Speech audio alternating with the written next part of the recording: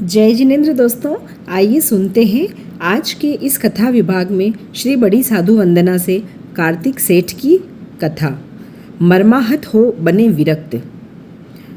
वली कार्तिक सेठे पडिमा वही शुरवीर, जिम्यो मोरा ऊपर तापस बढ़ती खीर। भगवती सूत्र के 18वें शतक में कार्तिक सेठ का प्रसंग आता है। एक तापस द्वारा अपमानित होकर संसार से उदासीन हो गए। प्रभु महावीर विशाखा नगरी के बहुपुष्पक उद्यान में पधारे। साथ में गणधर गौतम भी थे। वहाँ पर एक बार शक्रेंद्र पधारे। उनकी रिद्धि, वैभव, ऐश्वर्य देखकर प्रथम गणधर गौतम स्वामी ने प्रश्न किया, भंते देवराज शक्र को इतनी उत्कृष्ट रिद्धि, सिद्धि, ऐश्वर्य, वैभव कैसे मिला? प्रभु समाधान देते हुए फरमाते हैं, जम्बू द्वीप के भरत क्षेत्र में हस्तिनापुर नामक नगर, जहाँ एक कार्तिक श्रेष्ठी रहता था, 1008 वणिकों का स्वामी था और प्रभु का भक्त श्रमणोपासक था। वहाँ पर किसी समय अहंकारी, हठाग्रही, अज्ञानी तापस आया। उसके 1 माह की तपस्या चल रही थी। नगरी का जनसम्मर्द तापस के दर्शनार्थ जा रहा था। कार्तिक सेठ श्रमणोपासक को यह समाचार मिला, पर वह सम्यक दृष्टि श्रमणोपासक थे। मिथ्या दृष्टि का संग अनुमोदना नहीं करते थे, अतः वह नहीं गए। सभी लोग एक तरह के नहीं होते। कुछ लोगों को कार्तिक सेठ का तापस के दर्शनार्थ नहीं जाना पसंद नहीं आया। उन्होंने तापस को 2-4 बातें अपनी तरफ से और लगा करके कह दी। तापस तो अपने समक्ष किसी को कुछ समझता ही नहीं था। नाराज होकर रुष्ट हो गया। उस अवसर की इंतजार में था कि मैं इस बात का बदला कब लूँ। कार्तिक सेठ मेरे दर्शन करने नहीं आया। राजा जितशत्रु ने उन्हें तप पारणे यानी कि मांस खमण तप के पारणे पर निमंत्रण दिया। अब तापस को अचूक अवसर मिल गया।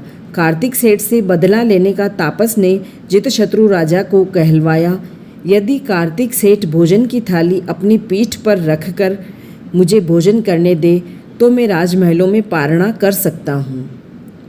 राजा ने तापस की इस शर्त को स्वीकार कर लिया। कार्तिक सेठ को बुलाया। राजा ने आदेश दिया, तुम्हें अपनी पीठ पर इस तापस को मांस खमण के पारणे पर खाना खाने देना होगा। तापस की आज्ञा को मानना होगा। कार्तिक सेठ को राजाज्ञा के सामने विवश होकर झुकना पड़ा। तापस प्रसन्न हो गया। उसने गर्मा गर्म खीर की थाली सेठ की पीठ पर रखी।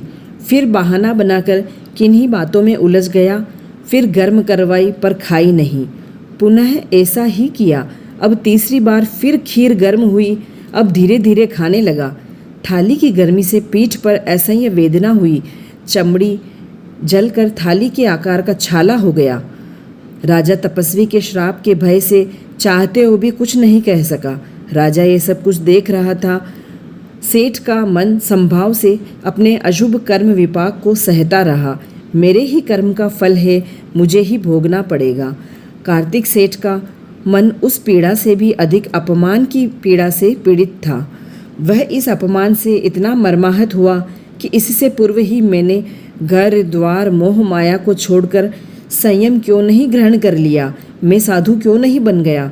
इस घटना के कुछ काल के बाद मुनि सुव्रत स्वामी प्रभु हस्तिनापुर में पधारे। कार्तिक सेठ उनके दर्शन हेतु वंदन नमन करने की भावना से और धर्मोपदेश सुनने गया। धर्मोपदेश सुना तब अत्यंत विनयपूर्वक निवेदन किया कि प्रभु, आपने जो फरमाया है वह सत्य है।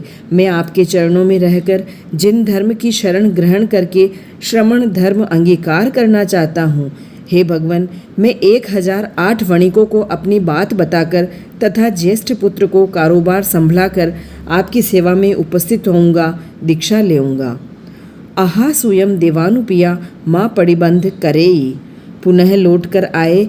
उन 1008 वणिकों के साथ संयम स्वीकार किया।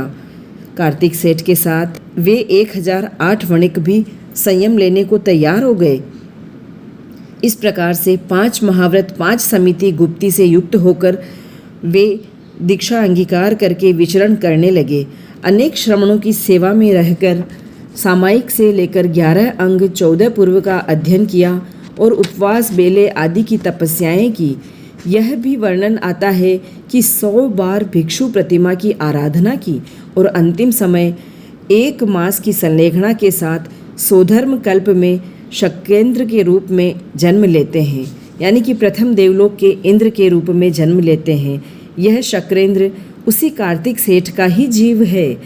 शुद्ध संयम तप की आराधना से यह विशाल रिद्धि के स्वामी बने।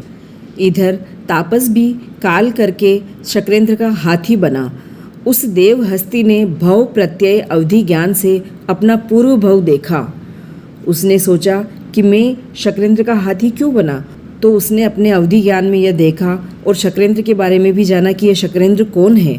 तो फिर उसे पता चला कि यह शक्रेंद्र भी वही कार्तिक सेठ का जीव है। अब तो हाथी भयभीत होकर इधर उधर भागने लगा। देवेंद्र शक्र ने उसे पकड़ा तो उसने अपने 2 रूप बना लिए। शक्रेंद्र ने भी अपने 2 रूप बनाकर उन पर सवारी की। अब ऐरावत घबराया, उसने अपने 4 रूप बना लिए। शक्रेंद्र भी शीघ्र 4 रूप बनाकर उन पर सवार हो गया। अब उन्होंने अवधि ज्ञान का उपयोग लगाकर देखा कि यह ऐरावत ऐसा क्यों कर रहा है, क्योंकि उससे पहले शक्रेंद्र ने अवधि ज्ञान का उपयोग नहीं लगाया था कि यह ऐरावत हाथी कौन है, किसका जीव है। उसके बाद जब हाथी को इस तरीके से तरह तरह के करतब करते देखा तो उन्होंने उपयोग लगाकर जाना, अरे तापस का जीव अभी भी अहंकार के मद में है। तब उन्होंने गंभीर गर्जना करके कहा, हे ऐरावत, सीधी तरह व्यवहार करो, अन्यथा यह वज्र तुम्हें छिन्न भिन्न कर देगा।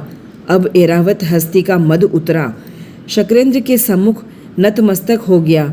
दोनों भवों के अपराध की क्षमा याचना करने लगा। हे गौतम, इस देवलोक की आयुष्य पूर्ण करके कार्तिक सेठ का जीव महाविदय क्षेत्र में जन्म लेकर उच्च कोटि की संयम साधना से सिद्ध बुद्ध और मुक्त होंगे। तो ये थे कार्तिक सेठ श्री बड़ी साधु वंदना में जिनका अधिकार है। ऐसे कार्तिक सेठ को हमारा कोटि कोटि वंदन नमस्कार है। दोस्तों, कार्तिक षष्ठी की यह कथा आपको कैसी लगी मुझे कमेंट बॉक्स में लिख के ज़रूर बताएं और मेरे चैनल को लाइक, शेयर और सब्सक्राइब करें। धन्यवाद। जय जिनेंद्र।